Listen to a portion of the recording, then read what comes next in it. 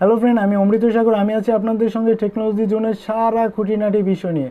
আজকে আমি কথা বলবো ফেসবুক নিয়ে। অর্থাৎ ফেসবুক অ্যাপ্লিকেশনে যারা এক দুই বা তার অধিক ফেসবুক আইডি ব্যবহার করেন, তাদের একটা বড় প্রবলেম হচ্ছে যখন এক আইডি থেকে অন্য আইডিতে লগ ইন বা লগ আউট করেন তখন তাদের পেজটা রিডাইরেক্ট হয়ে যায়। আর রিডাইরেক্টের ফলে তাদের পেজে একটা লেখা আসে, the page is not available at the moment. অর্থাৎ এই লেখাটা আসার ফলে তারা কোনোভাবেই তাদের পেজ থেকে অন্য কোনো পেজে মুভ করতে পারে এবং না কোনোভাবে লগ আউট করতে পারে। অর্থাৎ ফেসবুক কোম্পানি তাদের পেজটা রিডাইরেক্ট করে দেয়।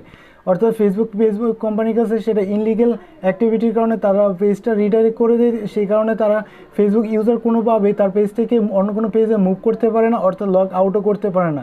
তো এই প্রবলেমটা অনেকেই শিকার হয়েছে, তো আমিও শিকার হয়েছি। যেহেতু আমার দুইটা অ্যাকাউন্ট, তো অনেক সময় আমার এক আইডি থেকে অন্য আইডিতে লগ ইন করতে হয়। তো যেহেতু আমার সাথে পেজও আছে, তো আমার এই প্রবলেমটা অনেক বড় একটা প্রবলেম হিসাবে দাঁড়ায়।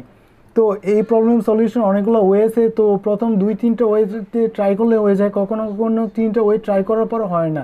তো আমার কাছে একটা 4th ওয়ে আছে, যেটা আমি প্রবলেমটা সলভ করছি। দেন আমি সর্বপ্রথম কী করি, যদি আমার এই প্রবলেমটা হয় তাহলে আমি সর্বপ্রথম আমার ফেসবুক অ্যাপসটা আনইনস্টল করে দিই। আনইনস্টল করার পর আমি নতুন করে ইনস্টল করি। দেন আমি আমার ইউজার নেম এবং পাসওয়ার্ড দিয়ে নতুন করে লগ ইন করি। অ্যান্ড লগ ইন করার পর যদি দেখি যে আমার রিডাইরেক্ট পেজটা রিমুভ হয় না, তখন আমি মিনিমাম 4 আওয়ার্স এভাবে রেখে দিই। আমি নতুনভাবে লগ ইনের কোনো চেষ্টাই করি না। দেন 4 আওয়ার আফটার আমি নতুন করে লগ ইন করি এবং লগ ইন করলে দেখি যে আমার রিডাইরেক্ট পেজটা সরে যায়, রিমুভ হয়ে যায় এবং আমি নতুন করে লগ ইন করতে পারছি এবং আমার ফেসবুকে অ্যাকাউন্টে কোনো প্রবলেম নাই।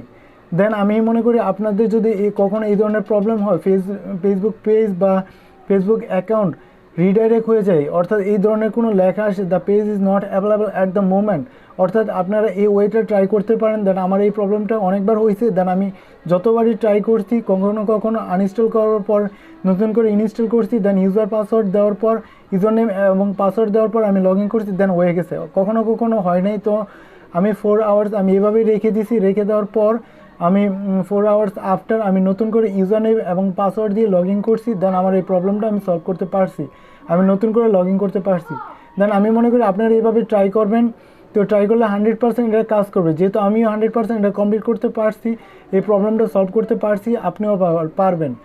যদি এই ভিডিওটা আপনাদের কাছে ভালো লাগে তাহলে আমার চ্যানেলটা সাবস্ক্রাইব করবেন। সবাই পাশে থেকে আমাকে সাপোর্ট করবেন। ধন্যবাদ সবাইকে।